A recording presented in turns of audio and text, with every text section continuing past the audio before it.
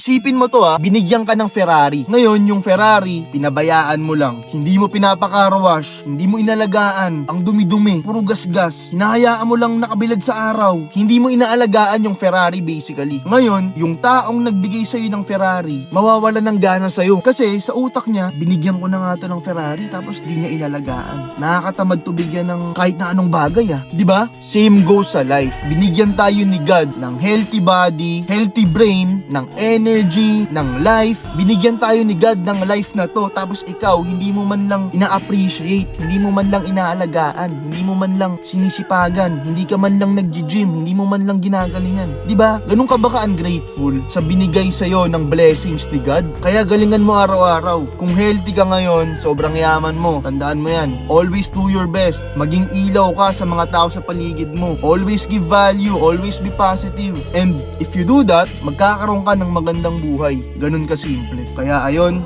lagi nating galingan.